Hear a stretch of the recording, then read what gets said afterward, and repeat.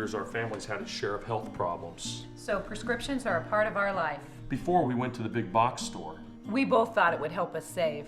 But with the long lines and impersonal service, filling prescriptions became a chore.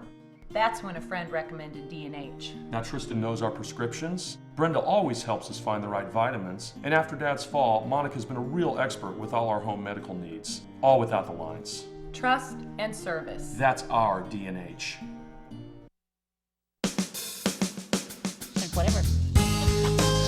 Good morning and welcome to Radio Friends on Thursday, December the 3rd. This is a big weekend coming up for a lot of bazaars. One in particular is the Calvary Episcopal Church Bazaar. You know, that's the church that has the little church mice, which really are collector's items beyond belief. And I want to introduce you to Kay Glass. Welcome, yes. Kay, to Radio Friends. Good to have you here. It's good to be here. And Thank you have one of these little protected mice here that I'm almost afraid to touch. You were telling me the story of how popular these things are. First of all, how long has this been going on, the church mice? We can trace it back to about 1964. Okay, so a long time. It's a long time. You should have anywhere between 120 to 130 new mice that people can buy as ornaments. Exactly. This is at Calvary Episcopal Church. Yes. You said that they start lining up at 4 o'clock in the morning to get in? Sometimes. This is like Black Friday at Walmart or Best Buy. Or worse. Or worse. People are so intense about these mice that you have guards there. They are. And you only allow 3 people in the mouse room at one time? Exactly. To pick out the mouse? Yes. And they can only buy one mouse. One mouse. Mm-hmm. And if you see... It's almost too much to believe.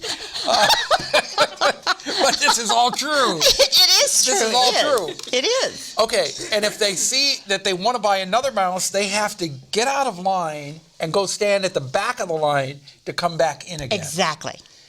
Okay, you make a lot of money with this, don't you? Yes, we do. And that's what's important. Yes, we do. And it goes for outreach. We were able to fund 3 different organizations last year with just the money from the bazaar itself. Yeah, and the mice were the big part of it. They were a big part of it. We also have a country breakfast that is served from 8 until noon. Now, can you only have one country breakfast? Or you can have more than one country breakfast. Okay, so you can have as many breakfasts as you want, but the mice only one. Yeah, you can only do that once. And we have a bakery and we have a treasures room, we have a book room. We have all kinds of things to offer the public this year. Okay, so this is at Calvary Episcopal Church Bazaar this coming Saturday. Yes, Is it one day only? One day only, from 8 until noon. And the mice go on sale at 8 o'clock when the doors open. At 8 o'clock when the doors open. But you're saying that if you want to guarantee yourself one of these mice, you got to start lining up at 4 o'clock in the morning? Well, maybe not 4, but maybe 7. You have to be there early. Otherwise, they're going to be gone. They could be. Okay, and the prices varied, right? Yes, they do. Okay. All right, so anything else you want to mention? Just that we would like to have everyone be with us and help us celebrate the season and to remember why we're all here. Mm-hmm. Yes. Thank you very much, Kay Glass. Thank you. I know those. I've got about 4 or 5 of those mice at home. They're wonderful. Oh, they are. I really have to guard them now. When somebody comes into my house, I'm not going to leave the mice unattended. If they're stolen, probably some Episcopal people have gotten them or something like that. You know. Kay Glass, thank you so much you're welcome. for coming by. And Thank Liz you. Smith, standing there in the background. Always a pleasure to have you all here. Now we turn to Paula Schulte, Missouri River Regional Library, and you've got a craft sale going on that day. We do. But how do you follow the act? I don't know how to follow this. But we'll try. We have a really busy weekend at the library in Jefferson City. You have guards standing by? No, we don't. I feel, maybe we should, but I don't think we don't have mice. So, that's we have our Missouri River Regional Library staff craft and bake sale, and all the proceeds from it go to the United Way. Okay. So, what's neat is, but both of these organizations, Calvary Episcopal Church and you, it's all going to very worthwhile causes.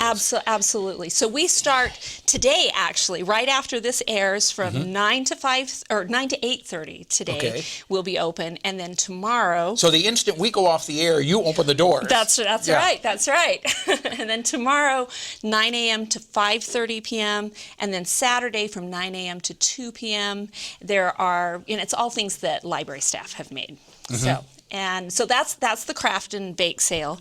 And then this evening, we have a program at 7 o'clock. So you could come early, go to the craft and bake sale, and then come to our program that we have.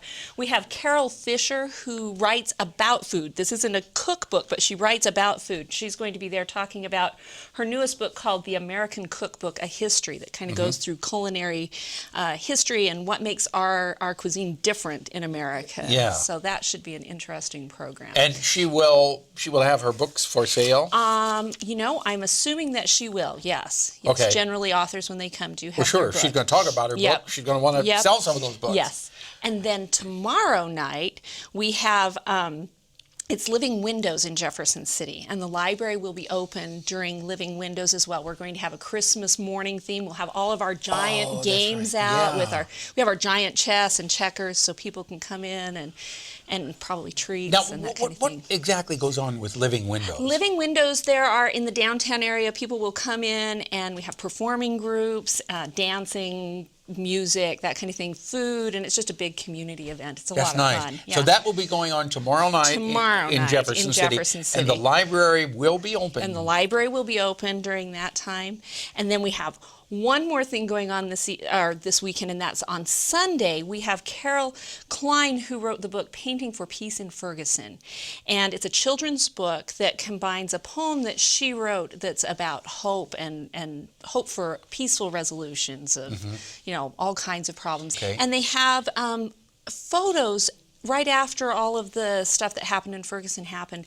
They had boarded up windows in the stores, and there were people who came in and painted these hopeful paintings on those boards, and of a brighter, better future. Right. And this book combines those two, her poem and those images. Oh, that's got to be a powerful book. Yeah, she's going to be at the library on Sunday at 2 p.m. in the art gallery. And of course, all of that's free and open to the public. And she will have her book. And she will have her book as well. Okay. If people want more information about, and you've got a lot of activities going on. We do. What's the website? www.mrrl.org, or you can go to our Facebook page, Instagram, or Pinterest. Okay. Is your phone number? 573-634-2464. Okay, that's for the old-fashioned people like me that just Absolutely. like to call. Yes. All right. Paula Schulte, thank you so much for you. coming by. Pleasure having you. Good luck this weekend, and good luck with the church mice.